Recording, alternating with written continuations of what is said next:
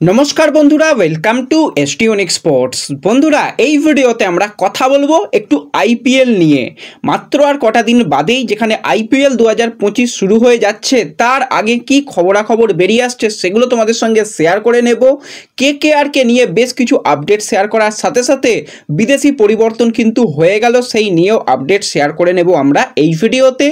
তার আগে একটাই রিকোয়েস্ট, চ্যানেলে যারা প্রথমবারের জন্য এসেছো মনে করে চ্যানেলটাকে সাবস্ক্রাইব করে নিও, তাহলে তোমাদের প্রিয় দলের খেলার সমস্ত আপডেট তোমরা এখানে পেয়ে যাবে।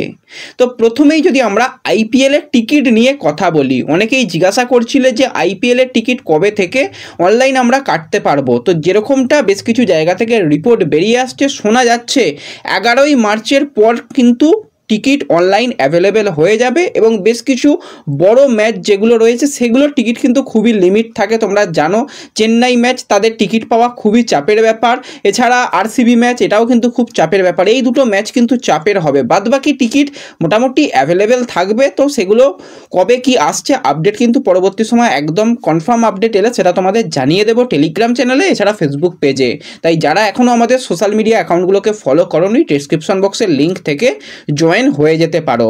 তো এরপর যদি আমরা একটুখানি কেকেআরকে নিয়ে কথা বলি, তো কেকেআরে তোমরা সবাই জেনে গেছো যে নতুন ক্যাপ্টেন হিসাবে আজিঙ্কা রাহানেকে কিন্তু আমরা আইপিএল 2025-এর জন্য দেখতে পাবো এবং ভাইস ক্যাপ্টেন হিসাবে কিন্তু সেই জায়গায় ভেঙ্কটেশ আইয়ার রয়েছে।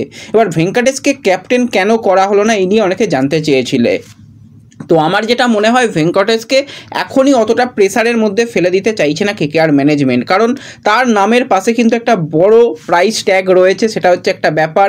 তার উপর এখনও পর্যন্ত ইয়াংস্টার প্লেয়ার, তাকে অতটা চাপ দিলে তার খেলাটা কিন্তু পড়ে যেতে পারে।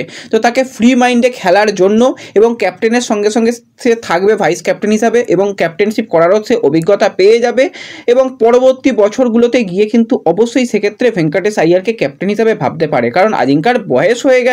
হ্যাঁ, এই বছরটা সে ভালো ফর্মে রয়েছে, ভালো ব্যাটিং করছে এবং আইপিএলে এক্সপিরিয়েন্স ক্যাপ্টেন, সেই কারণে কিন্তু তাকে ক্যাপ্টেন করা এবং তার ক্যাপ্টেন হিসাবেও অভিজ্ঞতা খুবই ভালো, আইপিএলেও মোটামুটি ভালো করেছে। এছাড়া কিন্তু মোটামুটি তার ক্যাপ্টেনশিপ করার মেন্টালিটি তার রয়েছে, তো সেই কারণেই আজিঙ্কাকে করা হয়েছে।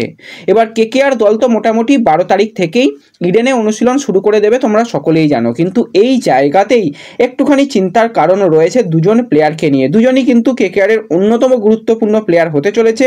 প্রথম যে প্লেয়ারের কথা বলবো সেটা হচ্ছে উমরান মালিক। বাদবাকি ইন্ডিয়ান প্লেয়ার যারা এখন বরুণ চক্রবর্তী বলো বা যারা মানে খেলছে দেশের হয়ে, তাদের কথা বাদ রেখে বাদবাকি সমস্ত প্লেয়ার কিন্তু ক্যাম্পে যোগদান করলেও উমরান মালিক এখনও পর্যন্ত ক্যাম্পে যোগদান করতে পারেনি। তোমরা সকলেই জানো যে তার একটুখানি ইনজুরি রয়েছে, সে এখনও মানে পুরো ম্যাচ ফিট হয়ে উঠতে পারেনি। তাকে হয়তো আইপিএলের বেশিরভাগ সময়ই পাওয়া যাবে না, তবুও কিন্তু তাকে 12 তারিখের মধ্যেই শিবিরে যোগদান করতে বলা হয়েছে। সে কিন্তু আসার জন্য প্রস্তুত হচ্ছে, কিন্তু প্রথম দিকে বেশ কিছু ম্যাচ কিন্তু উমরান মালিক মিস করতে চলেছে। এবার হ্যাঁ, উমরান থাকলে খুবই ভালো হতো, কারণ যেরকম কেকেআর ঘরের মাঠে যেই ম্যাচগুলো খেলবে সেখানে তার এই যে গতি অবশ্যই কাজে দিত, কিন্তু এই জায়গাতে হর্ষিত রানা রয়েছে, বৈভব অরোরা রয়েছে, তো তারা কিন্তু সামলে দিতে পারবে। ইন্ডিয়ান বোলারের খুব একটা অসুবিধা হবে না, তবুও উমরান যত তাড়াতাড়ি ফিট হয়ে উঠবে ততই ভালো, তা না হলে কিন্তু তাকে নিয়ে যথেষ্ট চিন্তা থাকবে।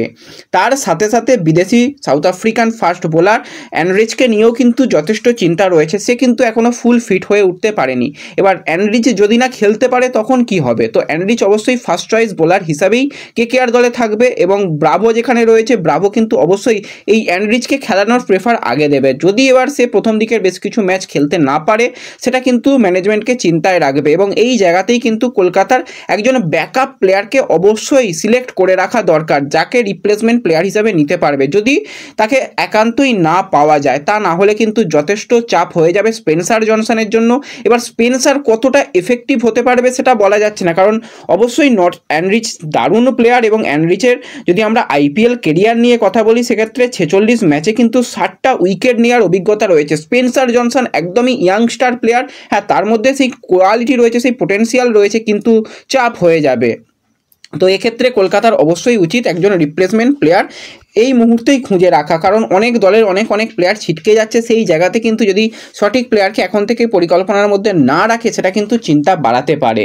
তো এরকমই কিন্তু একটা বিদেশি পরিবর্তন আমরা দেখতে পেলাম, কারণ সানরাইজার্স হায়দ্রাবাদের ক্ষেত্রে তাদের বিদেশি ফাস্ট বোলার ছিটকে গিয়েছে, যে কিন্তু যথেষ্ট মানে শুধুমাত্র ফাস্ট বোলার নয়, তার সাথে অলরাউন্ডার সে বলাই যায় তাকে।